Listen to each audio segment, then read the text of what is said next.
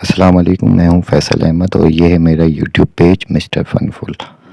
میرے چینل میں بیان، تلاوت قرآن اور انفارمیشن ویڈیو ہیں، لہٰذا آپ لوگوں سے گزارش ہے کہ چینل کو لائک، سبسکرائب اور ویڈیو کو شیئر ضرور کریں۔ شکریہ۔ ہمارے دین نے ہمیں یہ تلقین کی ہے کہ ہم نرمی کے ساتھ پیش آئیں، اور کسی بھی امر میں آپ اپنا موقف بھی کسی کے سامنے پیش کرتے ہیں، اگر کوئی آپ کی بات نہیں بھی مانتا تو آپ کے اوپر لازم نہیں ہے اس کو ٹھونس دیں، اس کے اوپر اس کو منوا کے ہی اٹھیں۔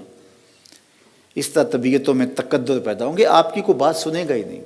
حضرت امام اعظم ابو حنیفہ علیہ رحمہ، آپ اپنے ایک شاگرد کو وصیت کرتے ہیں، غالباً حضرت زید ان کا نام ہے، کہ جب آپ کسی شہر میں جاؤ تو گھوڑا اچھا رکھو، لباس اچھا پہنو، لوگوں کے ساتھ میل جول اچھا رکھو، کوشش کرو کہ بحث تکرار کی نوبت نہ آئے، اور اگر بحث کی کسی سے نوبت آ جائے تو پہلے اس کا موقف سنو، اور پھر اس کا موقف سننے کے بعد اس کی جو درست باتیں ہیں ان کی تائید کرو، ان کی تصویب کرو کہ تم نے یہ درست کہا، اور جن باتوں سے آپ متفق نہیں ہیں تو آپ کہو کہ آپ نے جو کہا یہ آپ کا موقف ہے، لیکن اس کے مقابل میرا موقف یہ ہے، اور میں اس موقف میں اکیلا نہیں ہوں، میرے ساتھ یہ فلاں فلاں اہل علم موجود ہیں۔ گزرے ہوئے بزرگوں کے اسماء بیان کرو اور ان کا موقف بیان کرو، پھر اپنے دلائل دو۔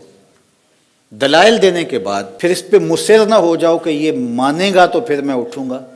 دلائل اس کی جیب میں ڈال کر کے، اس کے کوٹ میں گیند ڈال کر کے آپ گھر آ جاؤ، اللہ نے ہدایت دینی ہے، لکھا ہوا تو ہدایت مل جائے گی۔ ہمارے اوپر پہنچا دینا ہے۔ آج ممبر پہ ہم یہی کہتے ہیں، جب خطبہ ختم کرتے ہیں تو یہ کہتے ہیں نا، وَمَا عَلَيْنَا إِلَّا ہمارا کام پہنچا دینا ہے، لیکن یہ ہم یوں ہی کہہ رہے ہوتے ہیں۔ رویہ یہ ہوتا ہے کہ جو ہماری بات مانے گا نہیں، ہمارے موقف کو تسلیم نہیں کرے گا، وہ دار اسلام سے خارج ہے۔